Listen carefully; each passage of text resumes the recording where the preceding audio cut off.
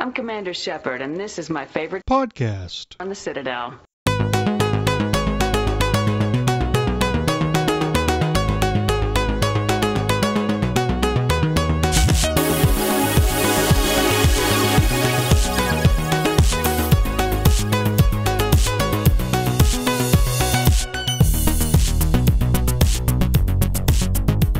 Hello everyone, boys and girls, ladies and gentlemen, and Scott. We are here with Accidentally Casual. My name is Tucker from Talking About Games, and as I just mentioned previously, is Scott from BioWare Babbling. What's up, nerds? Yeah. And then we have Seeker here from... where? Twitter? I mean, where do you want to be from, Seeker? I am from Earth, I guess. I'm from planet Earth. I'm very... I'm currently desperate to be in, like, you know, the Federation of Planets in Star Trek and just leave this rock.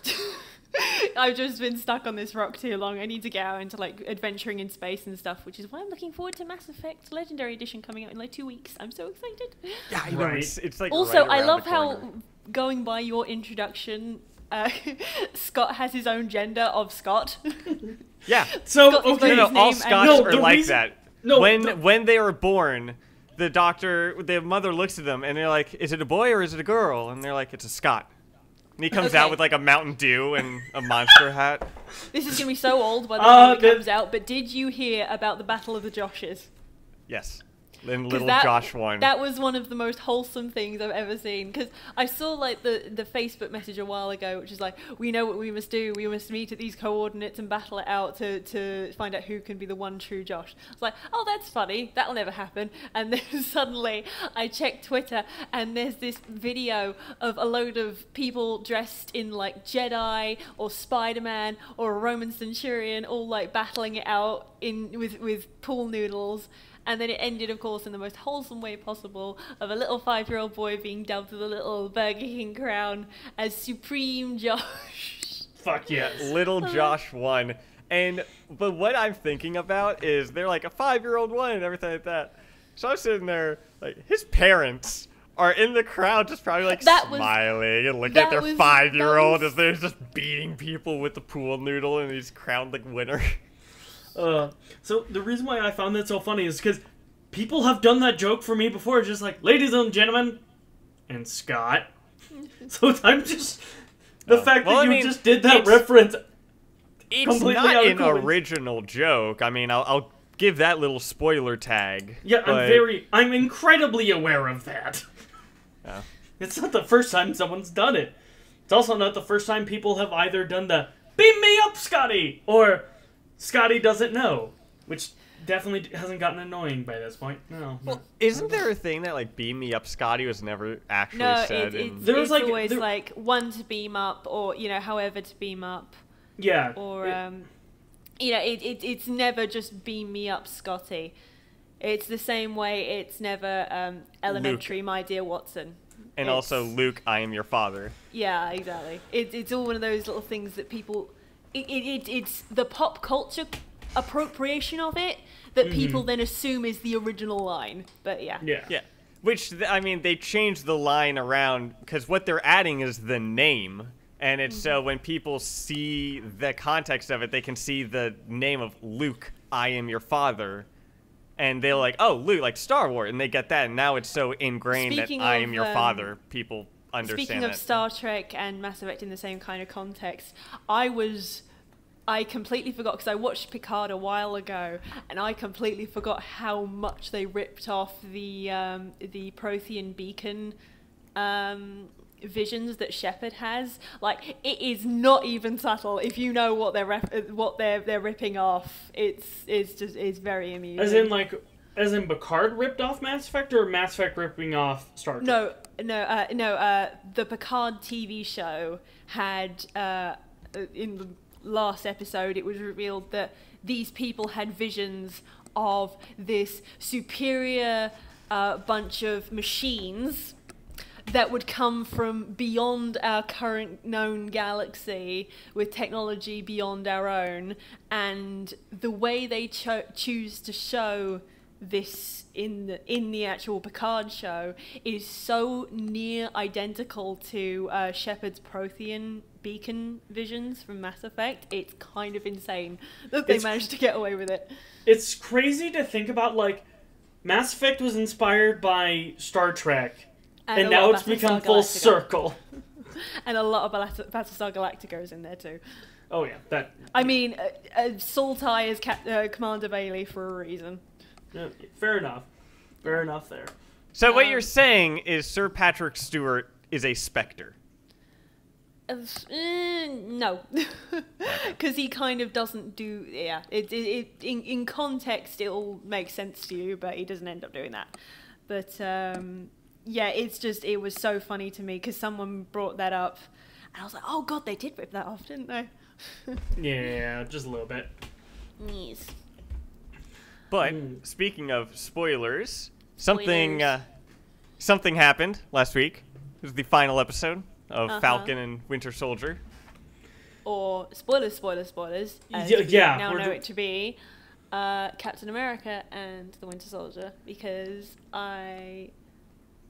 that made me so happy. It literally, when it came up as the actual title, it took me about 10 seconds of staring at it before my brain kicked in. I was like, oh, it's Captain America, because I was just so like, oh, Sam Wilson is Captain America. That's just who he is now. So it took me a minute to realize that the title had even changed. Mm-hmm. I think. Do y'all feel like they did Bucky dirty by keeping him as the Winter Soldier? I don't. No, I will say how I feel they did Bucky dirty, because here's the thing about Marvel right now.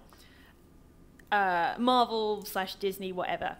They are very much gung-ho in the newest phase coming up of we want to be as diverse as possible going forward, which is absolutely fantastic.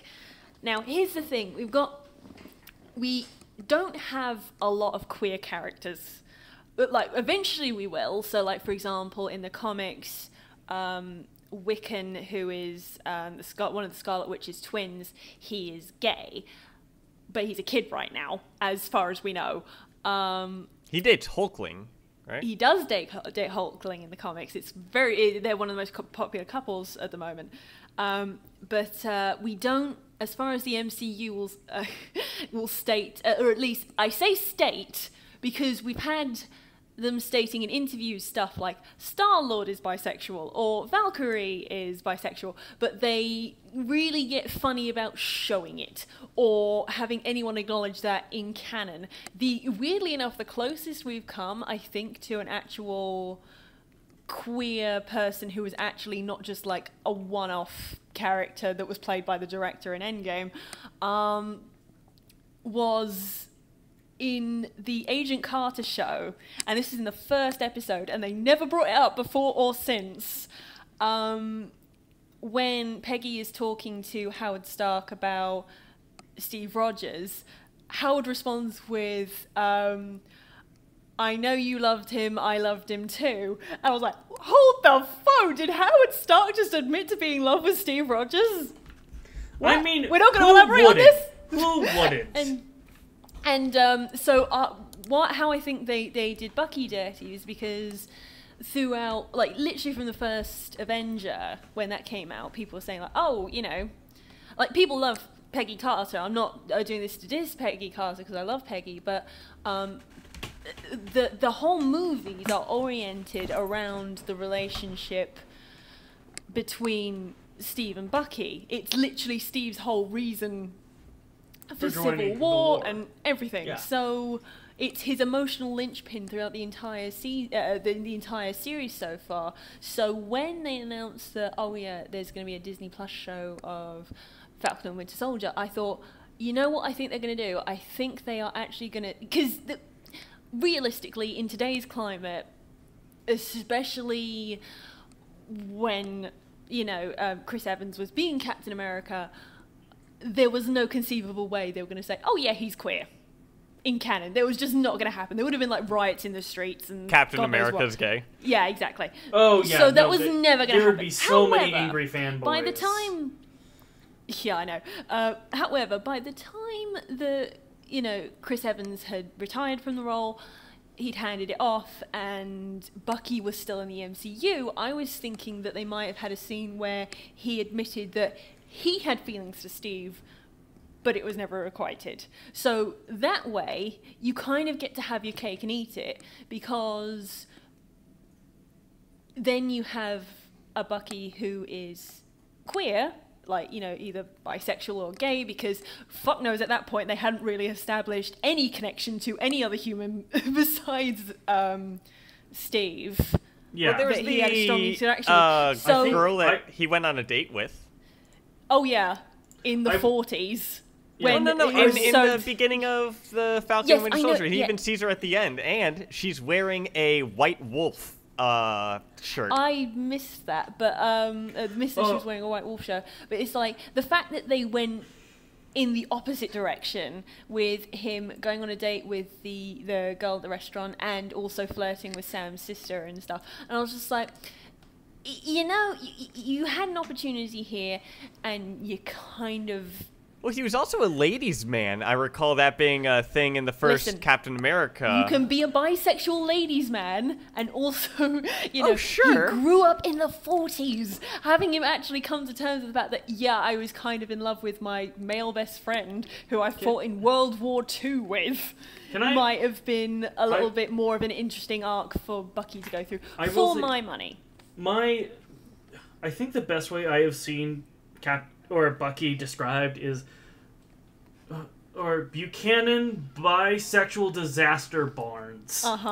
Best descriptor I've ever seen. Just like nope, that actually there is fits. Also a gay character coming in Eternals. Yes, that is also I don't correct. Remember who that character is, but I do know that is. I think is playing that character. I will and say, also we have America Chavez coming, who's bisexual, as far as I know. My big issue that I've kind of had, and this is more with Disney and how they've handled. Yeah. They'll announce like, oh, there's gonna be, the prime example of this was with The Rise of Skywalker. There's going to be LGBT representation in this film, and everyone thought it was going to be Poe and Finn. Oh yeah, I was. It should have rooting. been that. I was rooting for that gay shit. Relationship that absolutely so bad, and then we just at the end see two girls kissing it at the end. And it's they like, hug. Right? Isn't it them just hugging? It was two unnamed extras in the background kissing for a for like 2 frames, and then it got immediately cut away from. Tucker, not only that, but they went out of their way to pair up the girl Jedi, as it were, with the genocidal nutbag, who's just like got redeemed by a snap of the fingers, pretty much. And I was just like, that was a relationship that shouldn't have been. There's a lot of things wrong with that movie. But talking about something better, so Falcon and Winter Soldier. Yes. Yeah, Falcon and Winter Soldier. I love how. So that's how I felt they did Bucky dirty. However, Sam was pretty great. I think the show as a whole, it did have a few bumps in the road. However, it's very apparent when you're looking at it that, they clearly had to amend this because of COVID. There was one scene in the finale where I was just like, does this feel cheap to anyone else? Where they, for no reason, US Agent and Madam Hydra were back in the hearing hall. Yeah, changing it into his outfit for no reason. I was like, why are you here? You could be in any other location. Why are you here? Yeah. But it's clearly because they had it. Well, and they had it for that scene later, so I was like, okay, fair enough. And another aspect with that too is a lot of Phase 4 got reworked. Yes. Like Black Widow was supposed to come out first, and then Falcon and Winter Soldier, and any other shows. And that's WandaVision. I feel like WandaVision got changed a decent bit. No. Actually, WandaVision, if you actually, because I watched a lot of stuff, because I was like, did they change stuff or not? And they said, like, look, so they proposed the initial setup, which was pretty much already happened in the comics anyway, and the whole thing was like, oh, it's contained in a bubble, and yeah, a lot of people were like, oh, isn't that funny that isn't that really on point that, you know, everyone was in quarantine when Wanda literally made a bubble for herself that no one could leave. But no, apparently that was just the show as it was pitched. Oh well, I was COVID expecting that, but I mean some of the weirder parts of the MCU or some of the more wilder aspects may have been toned back a bit, just because this was the first thing coming in with what Phase 4. What you mean, like the cow that helped give was Wanda's midwife? Jesus. Which is a thing in the comics. It was an actual fucking cow. They did actually allude to the cow, funnily enough. Oh, did they allude to the cow? When? In the like Bewitched styled sequence when Wanda's like in the supermarket, she either like gets a carton of milk or there's like an advertisement for a carton of milk, and the cow, I forget the name of the cow that was her midwife, but it's in the back if you're looking for it. So and then there's also a thing for Agatha there too, I think. It was Agatha. Yeah, damn, that song bangs. That is on my Spotify. Yeah. Funny enough, my other half is a big Destiny nerd, and for years now, pretty much, they've been setting up this villain called the Witch Queen for Savathun, who's basically like every evil action has kind of been attributed to her in some fashion, like even like super subtly. Like she wasn't, you didn't see her, but she totally had a hand in this. So I sent a tweet out there being like, because that was the other big thing, is that some of the prominent characters have been started humming something called Savathun's song, which is just like about 6 notes of a song, but when you hear it, it's like, oh no, that's a bad thing because that's Savathun's song. I was like, bitch, please, if she's called the Witch Queen, she deserves "It was Agatha all along." And so it's like, "It was Savathun all along," which is so on point. It's kind of crazy, but yeah, that's where I'm at with WandaVision as a whole. I thought was incredible because as an illustration of grief and how well they managed to represent the different time periods, it was just really fascinating to watch. And I was kind of amazed how, because I don't think anyone outside of like comic nerds would have been like, oh yeah, the best characters in the MCU are Vision and Wanda. I don't think, because if you actually look at how much screen time Elizabeth Olsen had as Wanda, she only had like 10 minutes across like nearly 10 years. So when she finally got her own show, and she is now one of, if not the most powerful beings in creation as it stands. Oh yeah. It's like, oh yeah, that totally rocks. I loved her outfit. I was so relieved when she finally got her superhero outfit. I thought it was gonna either be too sexualized and that was gonna kind of pull me out of the scene, but it felt like something she would feel powerful in. So that I is liked it. One thing that I've really loved about the Marvel costume design has been they do not sexualize any of the characters at all. Black Widow. Like, okay. No. Okay, Black Widow. Like, okay, compare that to like, okay, yeah, a jumpsuit. Okay, now let's compare that to fucking DC over here with leather bikini armor. Weirdly enough, they seem to feel far more comfortable sexualizing the hell out of like Thor and certainly like Chris Evans' Cap. Obviously we haven't had too much Sam Wilson Cap. I'm just saying Chris Evans' Cap because, you know. Yeah.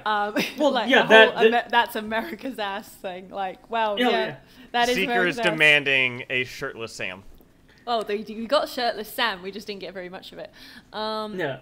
Also, wait, no, like, when was he shirtless? When he was changing in like Madripoor for like maybe like 10 seconds before he put a shirt back on.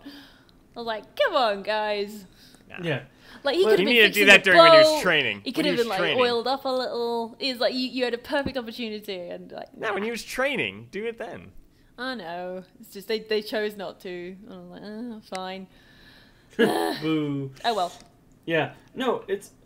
The one thing I will say that I've really loved, is especially about Falcon and Captain America and the Winter Soldier, is the amount of little details they fucking jam-pack into each episode is fucking nuts. I didn't love the show until Isaiah Bradley showed up. Because here's the thing. I picked up during WandaVision, because I did the math about the characters that were going to show up, or like, you know, have been announced or showing up. And I was like, holy crap, they're doing Young Avengers.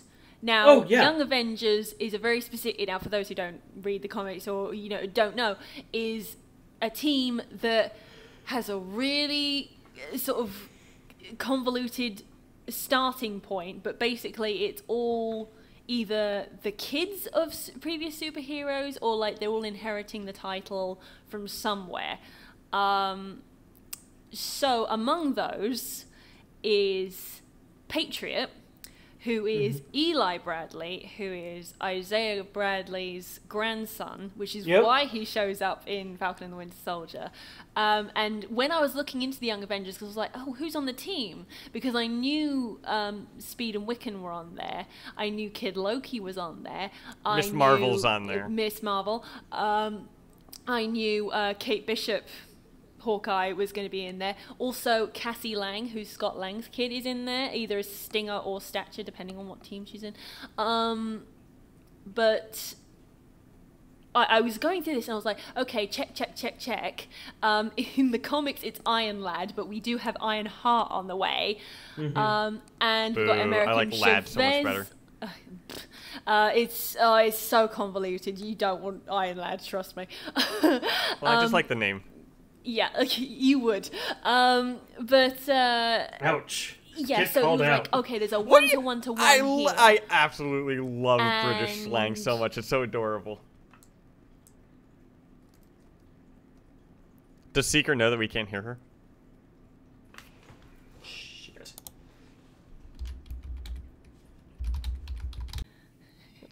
You did the thing. So sorry for that. Seeker. My internet decided to shit itself for no reason at all. But yes, so we're heading for Young Avengers. I was super happy with the Isaiah Bradley stuff, because I think it's good that they're officially closing the chapter on Steve Rogers' Captain America to open the new chapter as Sam Wilson as Captain America.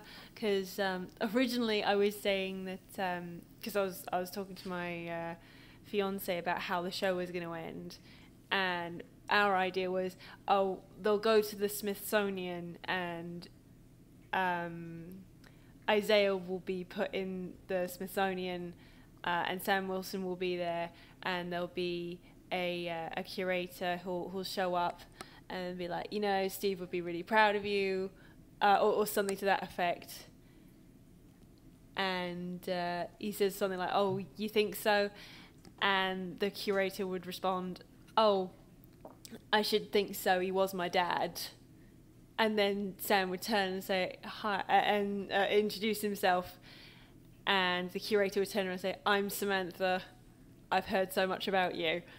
And that was how I was thinking it was going to end. However, I mean, you weren't too far off. I know, I was just like, I knew that Isaiah being put back in the Smithsonian was going to be the linchpin, but that was all I needed. Like, especially, I forget the actor's name who they got to play Isaiah, which is terrible, but his performance of just being like shaking when he gave Sam that hug was wonderful, and that was all I needed, because that left it kept the focus where it should have been, which was on Sam and Isaiah, rather than bringing Steve back into it when it wasn't really needed. Yeah. Yeah. And I was kind of right. I thought Carly was going to die, and she did. Well, but she was shot by. She was shot by the power broker. by the worst Carter. Sharon. Yeah, that was... So she's the... If you want to talk about a character who got done dirty... Well, here's the thing, though. She got done dirty because you can tell they had no idea... Like, they either had no idea what the fuck to do with her, or they just completely dropped the ball on her. But she's the shadow group. Here's the thing. Yes. Yes. That is great. But here's the thing with Sharon Carter, because if you look... If you fill in the whole timeline and go watch it back, her storyline now becomes she tries to seduce her uncle. He doesn't know he's her uncle because it hasn't happened for him yet. But the person she has grown up knowing was her uncle, she is either given the assignment to seduce him or decides to take the assignment to seduce him. Either way, it's fucking weird. Yeah, they have very not to insult Emily Vanderkamp at all, but like she didn't have much chemistry with Chris Evans, which is that some chemistry is a lightning in the bottle thing anyway. So it's I'm not giving her any grief about that, but she didn't have much chemistry with him, despite best efforts on both parties, and so Civil War, Winter Soldier happens. And it's like, okay, that happened, that you exist, okay. And then she appears in Civil War, where not only does she steals the gear back for them, okay, fine. Then she kisses Steve, and then Steve says, oh, that was overdue. I was like, was it? It's like, guys, you had like 2 conversations, and one of which was after like she got revealed as a secret agent, and Steve was established as being very not happy with being spied on by who he assumed was his nice neighbor. Yeah, that's so like overdue. Like I said, this is going back to what I meant about like trying to de-queer Steve and Bucky the same way you'll notice they tried to aggressively de-queer Finn and Poe in very similar ways, where it's just like, I'm totally interested in this woman who showed up, who I have no chemistry or interactions with. It was like, fine. I guess I'll go along with this. And then, after Civil War, we go through Civil War. We don't get any resolution for her in Civil War. Infinity War happens, and fucking half the universe dies and then gets brought back, and all she was snapped, though, right? I think she was part of the people that were snapped away. No, I don't think she was, because I think I don't think it makes sense for her to have been snapped, because if she was there the whole time, she had time to go to Madripoor and establish a base as the power broker. I want to call her the fucking shadow broker now. God damn it, Tucker. This is your fault. I mean, she pretty much is. So I think Let's it makes be real. sense that She wasn't pretty much snapped. is. Yeah. Even though, I even said this halfway through, because it's like, it's either going to be a character who's a big deal who we haven't seen before, or it's going to be her, but it makes no sense if it's her, because she would then be the one who sends the text on the to all of Madripoor for the bounty on Sam and Bucky that she then has to rescue them from. But why would she rescue them from it if she's the one that sent the bounty for them? That makes no goddamn sense. Not just that, but she was also, like, her mother was, aunt. Or her grandmother, or aunt, was a very important person in S.H.I.E.L.D. and in the American government. She was a big person in S.H.I.E.L.D. and the American government, and now she's going to be selling government secrets. It's like, wait, there's a turnaround. Well, and it's with her. Do you think she's going to come back in Armor Wars? In what? Armor Wars, one of the Disney Plus shows. It's going to be War Machine, and I don't know if they've said other people, but I know War Machine's in it, and it's going to be dealing with hunting down Tony Stark tech. I don't know. Considering we don't know any details about that to make any sort of judgment. Besides, Don. I also hope they bring Hammer. I just back. Don't think she's. Yeah, I don't like how her character was done. Like, it just feels so. It almost feels so out of character for her to be like, really? Like, I understand, like, being disillusioned by the U.S. government. Okay, yeah, you know what? That's fair. I can get that. I can get behind that. There's a difference between disillusionment and treason. Well, yeah, the fine line. Well, and it's like, and on one hand, it kind of feels like, her character was done, like, it feels so kind of out of her character that she's become this underground crime boss. Yeah, and also it's now, but at the same time, it's like, well, it's not like she had that much character to begin with, so maybe she always had evil ulterior motives, but even still, it doesn't, like... Yeah, because if you look into people's criticisms about... Because it feels like it feels like the writer's trying to address a problem that the fans had by just doing a different flavoured version of the problem that people were complaining about to begin with. Because it was like, Sharon had little personality in comparison to... Bear in mind, you're dealing with very larger-than-life personalities. It's a superhero series of movies. It's what happens. You have these big personalities, and Sharon is one of the mundane people, for lack of a better term. No superpowers, no nothing that we know of. So by definition, she's got the smaller personality. She's more realistic, quote unquote, in that regard. Mm-hmm. But it doesn't make her stand out in comparison to people who you got like Nick Fury, who has his cape bellow in the wind out of respect when he enters a fucking room. Well, his cape isn't bellowing because it's Nick Fury. It's because it's Samuel L. Jackson. Exactly. I mean, that's it. Either way, the point stands that she didn't have much personality, and also like 50% of the interactions we had with her in Winter Soldier were, I'm lying about who I am.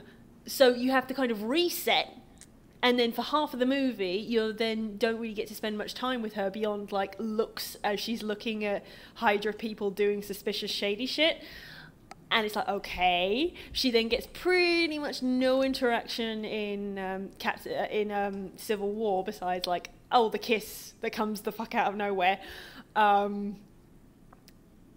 So, like I said, Sharon, and also, of course, like, from the de-queering aspect of it, it's like, here's a female for Steve to make eyes at. That was pretty much what the purpose of having her in. They just didn't write anything for her. So she was underwritten with not the most overt personality. Yeah. And it didn't have anything to do. So instead, what they did, they made her the power broker, and now she's underwritten without much personality, but will do things in the future, apparently. It's just like there was a lot of off-screen shit we didn't see. However, a villain that was done great was fucking Zemo. Zemo was great. Zemo was worth the price of admission alone. And I found out something fucking hilarious. He was so charismatic and adorable and great. I found out something hilarious, though. I've got to tell you this before we continue. In the German version, I think it's the German version of Cars, Daniel Bruhl, who plays Zemo, voiced Lightning McQueen. How crazy is that? That's awesome. I like it. Yeah. What were you saying, Scott? Well, the only issue I kind of have with the Zemo, because I agree, I loved how Zemo was done. He was a fantastic character. The only issue I kind of have with him is almost kind of a similar thing with Sharon Carter, where with Zemo, it's like, we get that bit in Civil War, where it's like, okay, he's Sokovian Special Forces. No mention of him being a Baron, though. Like, yeah, no mention. Yeah, that was no. Oh yeah, no. I have a laundry list of shit. Oh, he's also super rich and a Baron, by the way. Just so you know. Hold on, I'm getting there, Seeker. I'm getting there. But like, okay, we know he's Special Forces and he's after the Avengers because of what happened to Sokovia. Okay, like that makes sense. And then it's like, he's a Baron. He's rich. He's been going after Hydra for decades. He's been going after the Super Soldier program and knows all about them, and it's just like, hold on, where the flying fuck was this in Civil War? This would have made Zemo so much better in Civil War. Like, I will stand by this point. This is in Civil War, but you have to kind of watch Civil War and then immediately go back and watch the first scene with him to kind of pick up on, oh, that's why, because there's a lot more sort of flying by the seat of his pants stuff in Civil War than you are initially led to believe when you go back and watch it again, because you know the scene with the Hydra guy that he hangs upside down and drowns? Yeah. He's like, I want to find out what happened on December 17th, 1991. Mm-hmm. And the guy doesn't tell him. And he says, I'll find out because that's what I do, but all you're going to do is cause more mess and more havoc along the way. Because what he wanted to do was to find out the secret that could break the Avengers apart and get proof of it. That was what he wanted. By acquiring the Red Book, he then found out about the super soldiers, which were a big no-no for him. So added into the plan was, okay, I'm going to get rid of the Avengers because I know the secret that's going to tear the Avengers apart, or at least I know enough about it to get proof of it to show them. By the time he finds that out, his whole plan is to, free Bucky and do all this following through the movie, because he wants to get them to that bunker where, of course, they think he's going to unleash the super soldiers, but in fact he's like, no, I'm going to kill the super soldiers because I don't want super soldiers around. Mm-hmm. And then he's going to reveal Except the he's secret. fine with Bucky. He's fine. He's good with Bucky. Put it this way. It's like Bucky, he's seen, mostly wants to be left alone. He doesn't have goals of supremacy. Also, he didn't choose to become a super soldier. No, he Hydra never did. forced him to become a super soldier. So he just wants to be a guy who does a thing. Mm-hmm. He has no real designs on being Captain America or the Red Skull. None of the stereotypical pitfalls that the super soldiers fall into. Yeah. Hello, fucking John Walker. Apply to Bucky, because he was essentially an innocent. Mm-hmm. He was drafted into the war. He fought the war. He died in the war, for all intents and purposes, was then experimented on for 90 fucking years, where he was used as a weapon. He woken up to be used as a weapon, and then had his brain fried and then put back on ice. Yeah. That was his life from the 40s to now. So how about his acting in the beginning of episode 4? Oh, ouch. The big, because I knew they were going to pull the keywords. I knew that was going to come up. I didn't know how they were going to do it, but I really loved, because when Steve basically drops off Bucky with T'Challa, and it's like, oh, Wakanda can fix him. And I was like, well, I get that Wakanda's got all this technology, but it's kind of like deep-rooted psychological problems. I don't think you can magic technology this away. And then when I saw Black Panther, I was thinking, oh, I hope they don't have him do like a spirit walk or something of that caliber, because that's going to seem really fucking racist. But But instead, they went the smartest decision, and they actually put him through actual therapeutic techniques, which is immersion therapy, which you see the tail end of him breaking out of, and it's very clear that this is not step one. This has been a long fucking process for Bucky to go through. And that's when he's finally free and is no longer compelled by the programming of the Winter Soldier, which was great. That was all fantastic. Oh, they handled I was a little disappointed in Bucky's fighting this entire season. I think it's that thing of he doesn't want to go. He kept getting his ass handed to him. Yeah. It's the Worf effect. Consistently. It's the Worf effect, which, if you don't know, I know I'm bringing up Star Trek again, but in Star Trek The Next Generation, they had the Worf as the big strong guy who was a good fighter. So if they wanted to have a shorthand way of establishing someone as a threat, especially a physical threat, they would have him fight Worf. And he would get his ass kicked. And Worf would always have his ass kicked. Now, if they try to justify this, it's called Worf had the flu, which I love as a trope. Like, oh, I wasn't feeling that well that day, that's why I got my ass handed to me. But so it's just like in all those fights, he just kept getting Also, demolished. if you pay attention to when he's using his full force and when he isn't, because Bucky, like I said, 90 years of being an assassin will kind of fuck with you, and he doesn't want to go into that mental state. Yeah. Which is why he resents Zemo using him as the Winter Soldier in Madripoor, because... Also, Bucky uses his right hand, while the Winter Soldier uses the metal hand. Yeah, pretty much. That was also a thing that some people pointed out. Bucky, in this, he would hold the gun with his right hand, but in Captain America's Winter Soldier and all that stuff, he was using his metal hand. Yeah. I did want one fucking conversation where I was like, you know, there's a raccoon that wants my arm, right? That's really weird. So what do you think? So weird.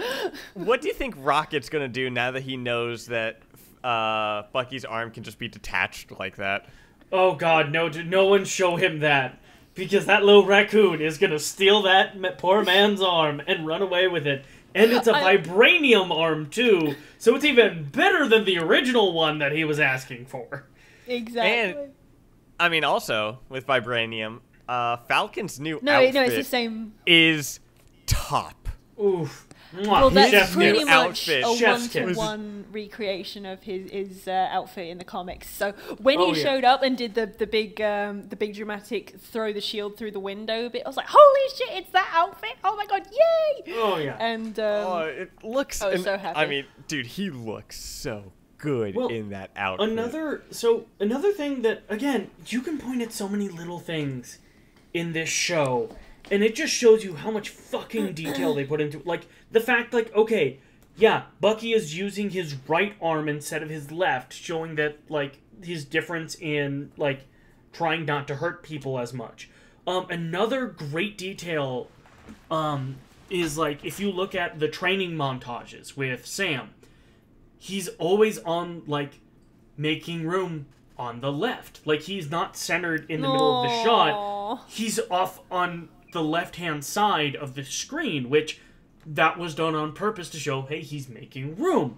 Another detail that is really interesting, if you look at if you look at the outfit, you notice, like, there's the center star, which is very reminiscent of Steve Rogers' uniform.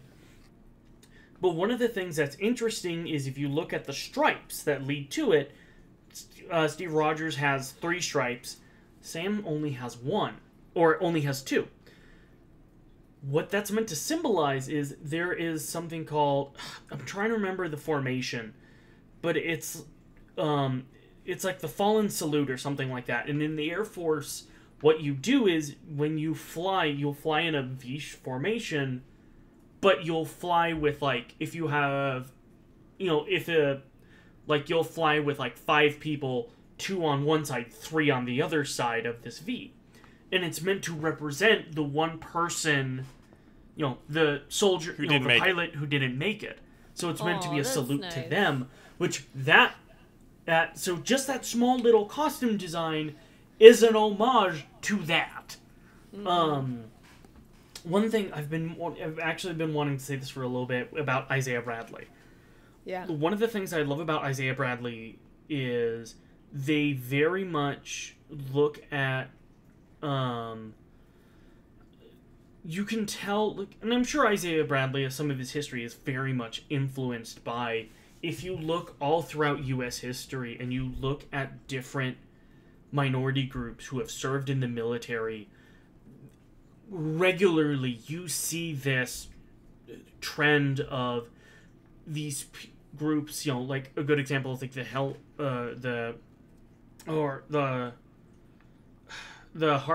Harlem Hellfighters, which was one of the most decorated regiments of World War One, and then of course had to come back and were segregated and discriminated against. Great example is the most decorated unit of World War II was an all Japanese unit. Who then got marched into internment camps. Yeah, their family. Yeah, exactly. And then you want to talk about, like, secret projects where people were were abused. Look at the nuclear tests that we did in the, granted, like the 50s and 60s, where we would have soldiers essentially not be within the blast radius, but be within close proximity to these bombs to see how well soldiers would survive, and within a year, 90% of them would be dead. Mm-hmm.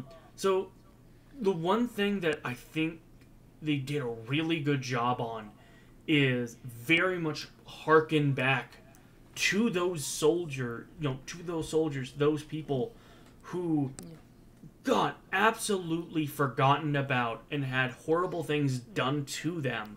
Because the history is real, the super soldier serum is just the metaphor. Oh yeah, everything else is verbatim real history. Oh yeah, exactly.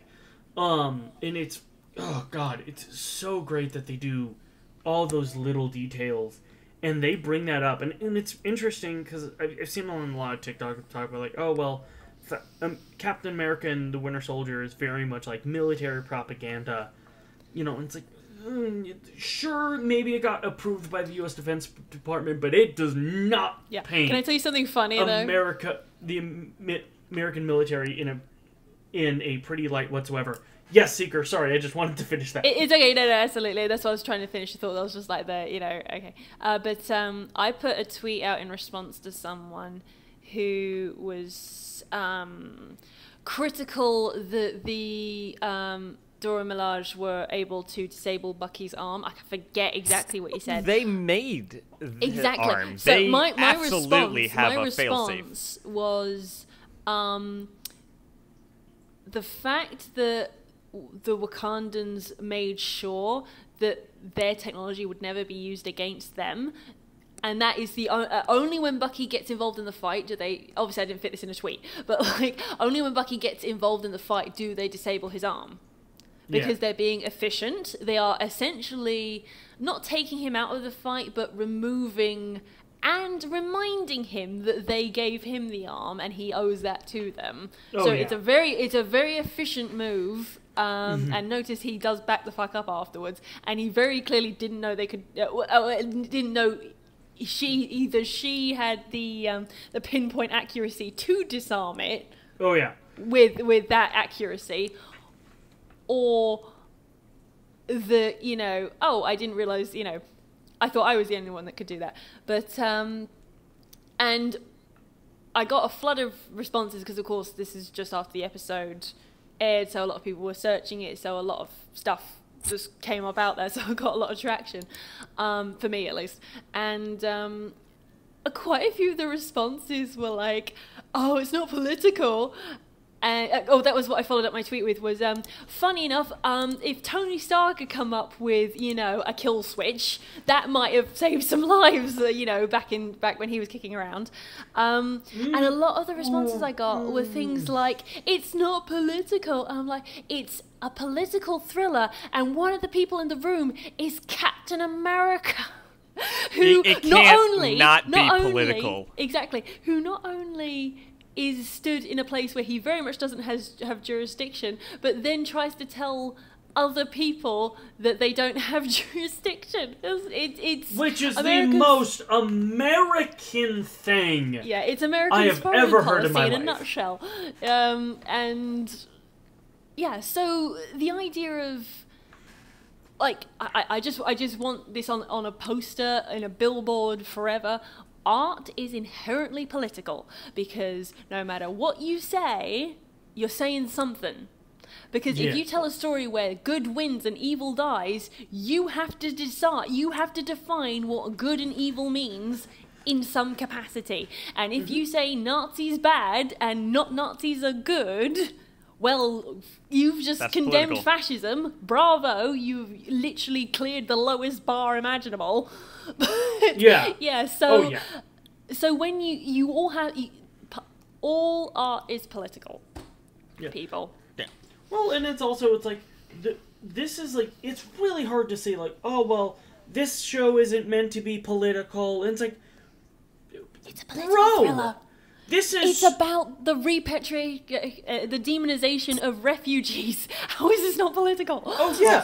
It's Captain America. All of his stories are political. It's what he, because I mean he's quite literally a walking American flag. Yeah. It's everything that happens around him is in some form political. Yeah. Well, one thing that I think the show did a really good job on was tackling because especially if you think about the fact that, like, at this point in the MCU, we have seen universe level threats and these big political, these big large scale fights, and you're wondering, okay, how the fuck they top it?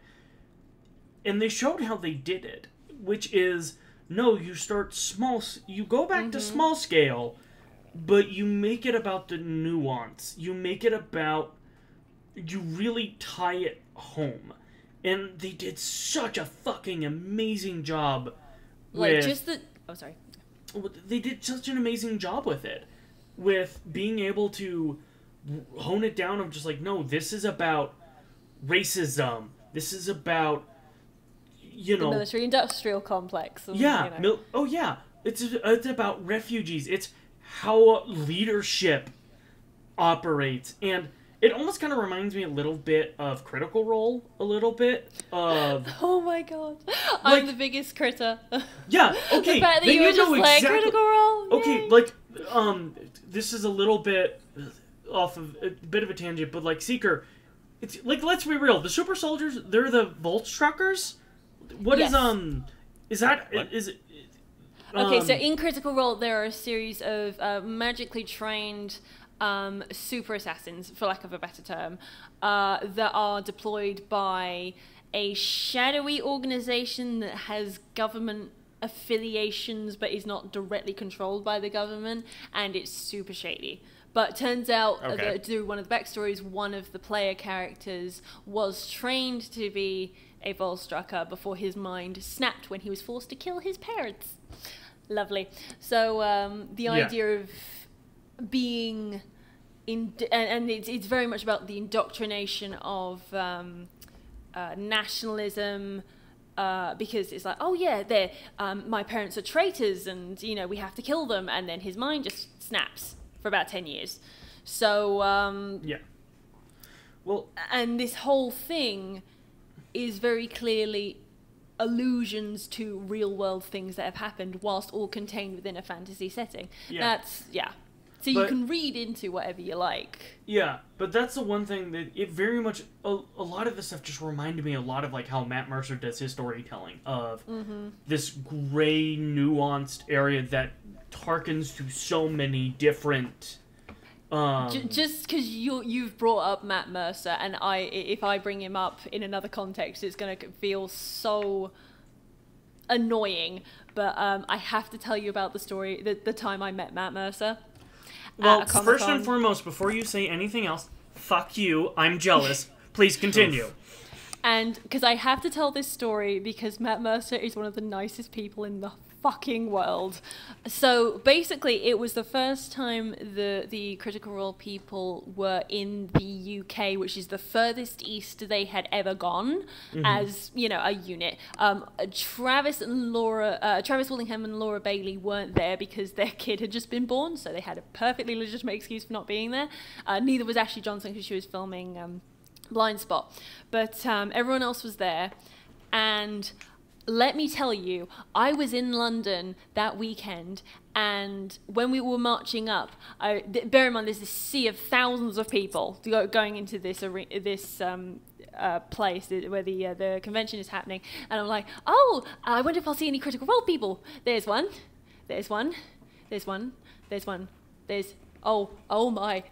Oh my god, it's like a third. There's like a third of all these people dressed as like Critical Role people or wearing shirts and all this stuff. And Late said people came from like as far as like the Philippines came to London that day just for Critical Role stuff. Jesus. Yeah. So that's how insane it was. So obviously all of the abilities to take photos got sold out instantly. Like pretty much as soon as they went online, they were gone. Now, all I wanted was to say to Matt Mercer, you know, thank you, because a Critical Role helped inspire me to get out of an abusive relationship, and it gave me it inspired me. It inspired me creatively, and woke up a part of my soul that I thought had died at the time. And I showed him a picture of my kid, and I said, she's now happy and safe because of you. And and bear in mind, you'll know this, Scott, because of the nature of Critical Role being a D&D show, that you watch hundreds and hundreds of hours of these people's faces. You get to recognize every single nuance of every single emotion that passes those people's faces. And I have seen Matt Mercer's face enough. Bear in mind, he's on screen all the time, and he's obviously there because he's the Dungeon Master. He was overwhelmed. Like, the sheer volume of people. Paul Bettany was around the corner from them, and there was just this sea of people all day just trying to see them, trying to just express I'd be more their excited love with for Paul them. Bettany. Yeah, you would be. I'm not saying Paul, but I fucking love Paul Bettany. However, I'm just trying to express, like, the caliber of people who were there, and the fact that this sheer, like, you know, just thousands of people were visiting them. And I saw Matt Mercer, and there was like a lull in his line. I can't remember, there was some sort of event happening, there was a slight lull, so I was like, I'll go in here and see if I can just say hello and thank you and all that. And the girl who was like watching the line, this was one of the volunteers, she was like, oh, do you have a ticket? I was like, oh, I just want to say hello. And she gave me this look, and she's like, all right, but you're the last one, don't say anything. And I was like, oh, thank you. So I stood there, and I'm like, I'm waiting, and I'm getting closer and closer. And I'm like, oh my God, that's actually Matt Mercer. Because that's the weird thing that I've noticed. I'm so used to seeing these people in, you know, detail on a screen, that seeing them in real person is so strange. It's the weirdest disconnect in my brain. So I go up, and like I said, I showed him a picture of my kid, and I said how much I loved, you know, appreciated Critical Role and his stuff and his work in Persona, and because I was just babbling at this point. And at that point he says, oh, do you have anything for me to sign? Now, I didn't want to push my luck, so I didn't bring anything for him to sign. And I said, no, I couldn't get a thing, I couldn't get a ticket, or I couldn't get the thing to sign, the signing thing in time. I forget what it's called. So Matt Mercer reaches on his table, takes one of his headshots, signs it, and hands it to me, free of charge, with a smile. And I was an emotional wreck for about 2 hours. 2 hours of that day, I was just like, I can't believe it. I can't believe it. I can't believe it. Because the thing is about meeting your heroes and all that stuff. Everyone says don't do it because you're bound to be disappointed. You will never be disappointed by Matt Mercer, because Matt Mercer is the best fucking dude. I can personally attest. And also that day I met like Nolan North and Tony Todd and Kane Hodder, and they were all fucking great. Very sweet people. Richard McGonigal as well, also just a complete darlings, all of them. And just I had a blast that day. And also, if, by the way, anyone who is listening to this podcast, if you want to see the two of us, me and Seeker, go off on topics, bring up questions of Critical Role. That'll do the trick. The adventure begins, they're always beside you. But so, after Falcon and Winter Soldier is Loki. Is Loki. Get me back on topic. Because I don't know anything about Critical Role, but I know about Marvel. Okay, Loki. That other bisexual disaster. The bisexual, genderqueer disaster, flaming disaster person.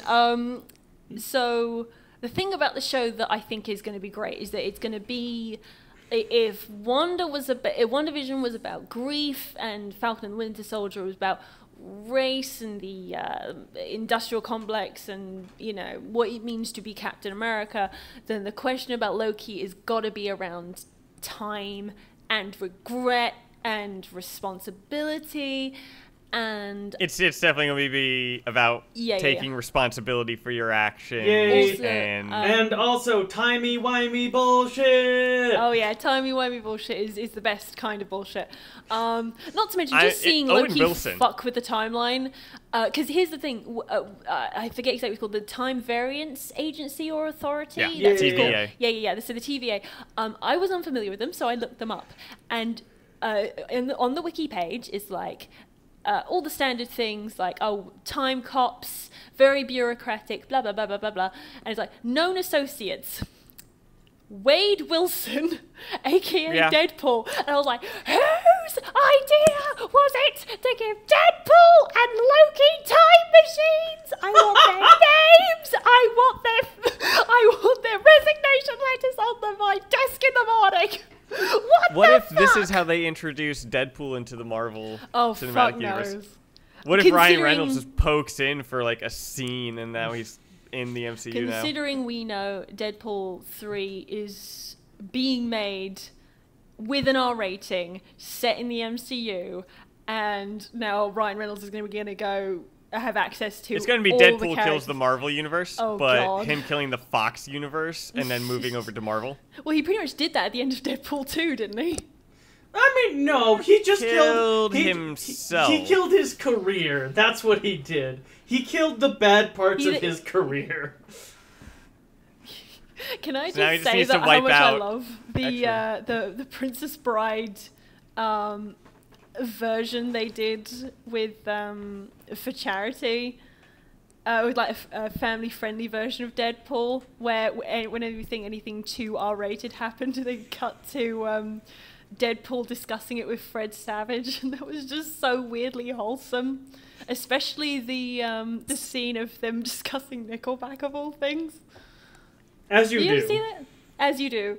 And him just going on a rant about like, hey, Nickelback has had too much shit over the years. They're perfectly decent artists. It's like, okay, Deadpool.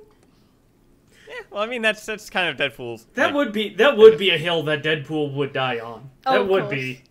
Yeah. And speaking of another pansexual boy who the fanboys refuse to actually accept is queer.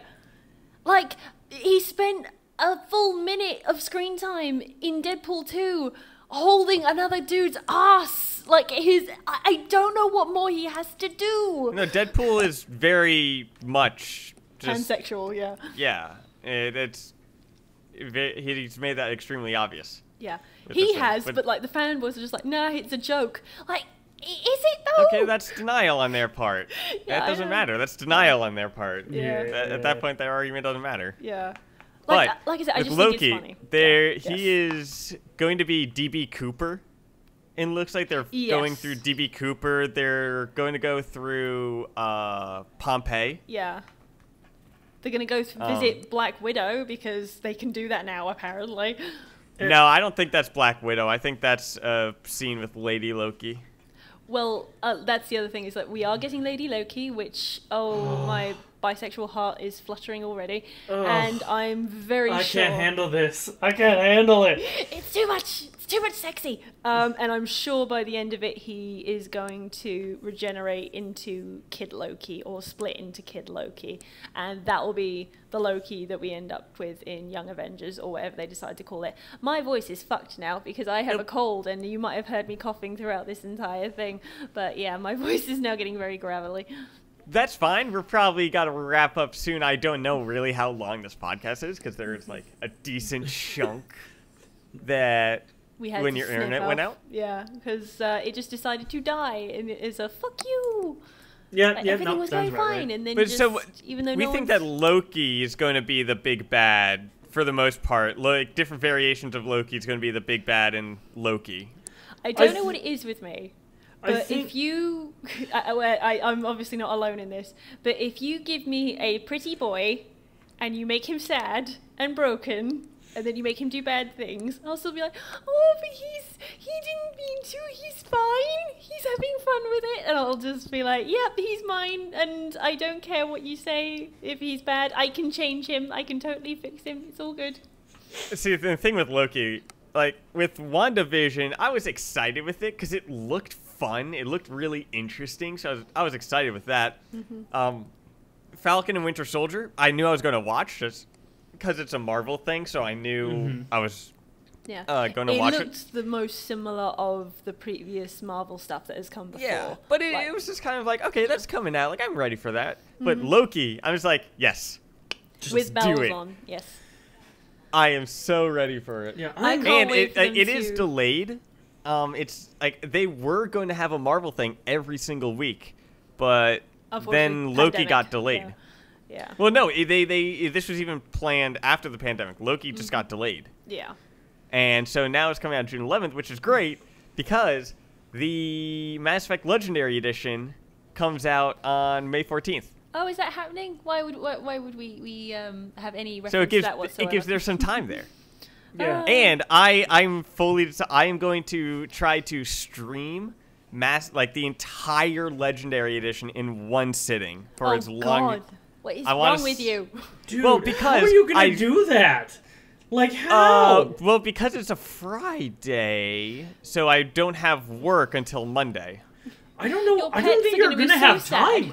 I legitimately do not think you're gonna have time. Like, if you're doing... Nah, I'll be able to do it. Like, I'm 100%. Like, if you can speedrun it, maybe? Nah, I'm gonna just normally just go do a normal playthrough through it. Okay, because for me, a normal playthrough is I do every last little bit, and then I do the final I'll do mission. like 80% of it, and like styles. maybe not all side missions, but I'll do like a decent chunk of the stuff and... go through. Well, you're gonna want to at least do enough stuff to save Conrad Werner in that weirdly specific bit in ME3, right? Nah, let that fucker die. We'll find out. It's like, tell me you don't have a shrine dedicated to me. It's like, it's very tasteful. God damn it, Conrad! But I just, like, apparently the channel that I'm on, it became a Twitch affiliate, and I didn't even know. I had a message a few days ago. Twitch was like, you qualify for this. I'm like, did you apply for it, or did they just inform I you of that did not. shit? They were just like, hey, you qualify. Dude, apply for here, it. do it. Apply And I was for like, that. Cool.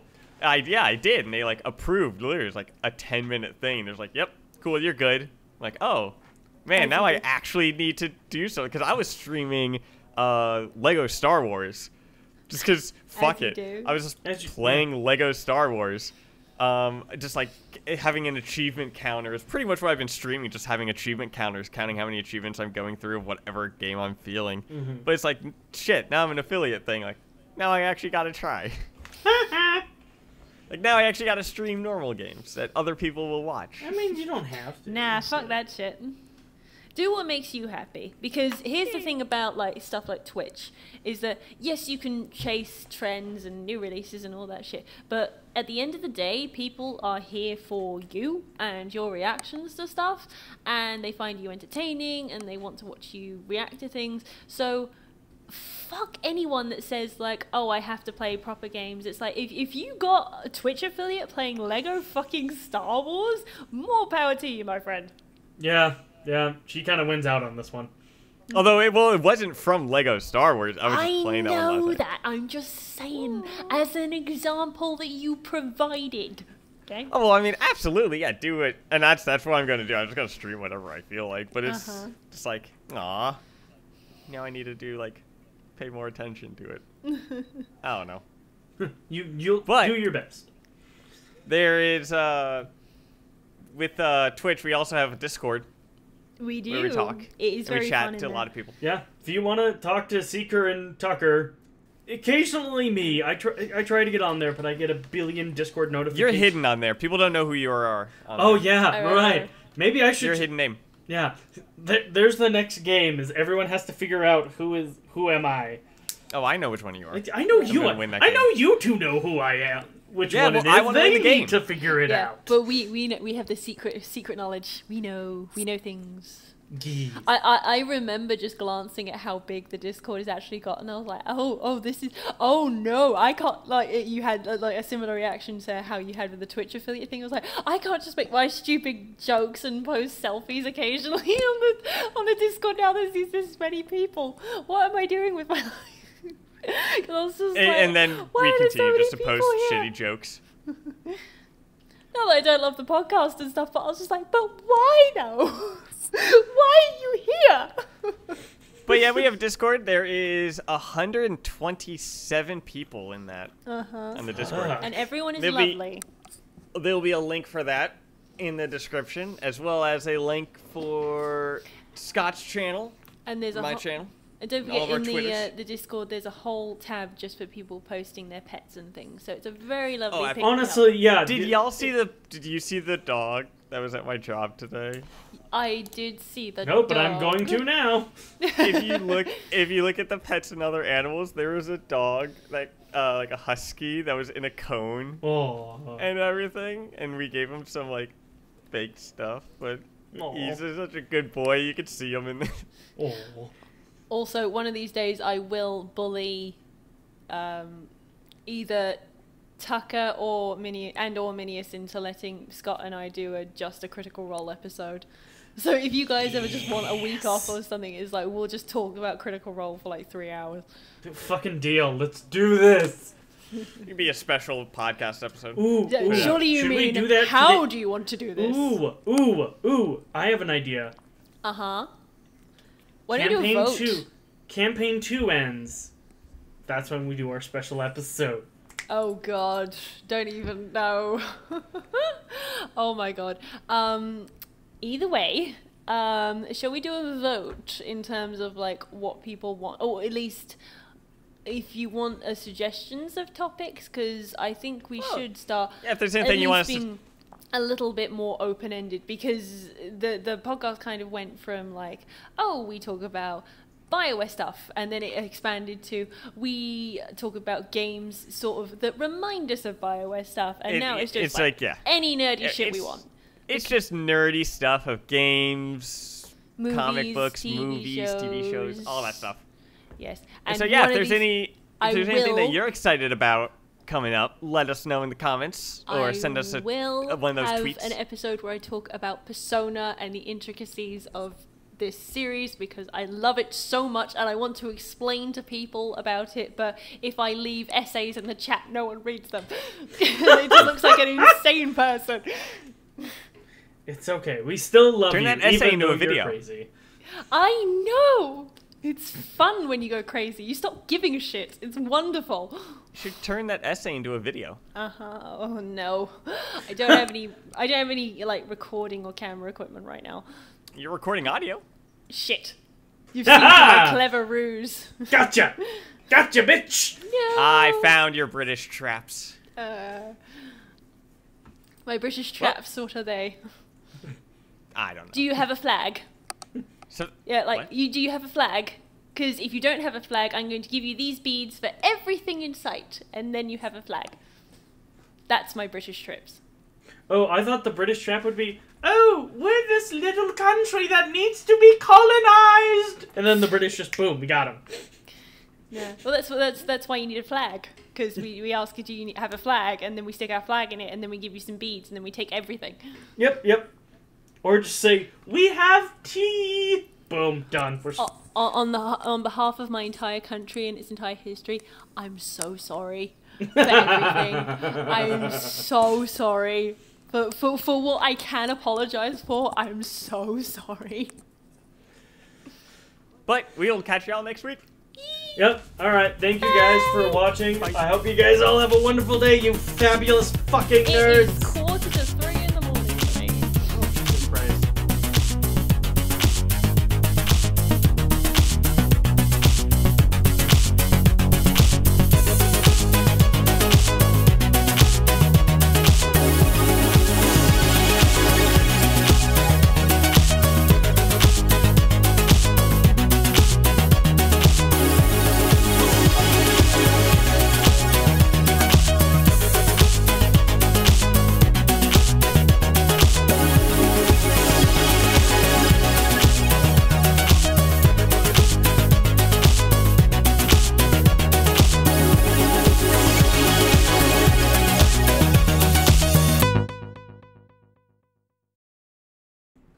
So I almost made my manager just kind of quit.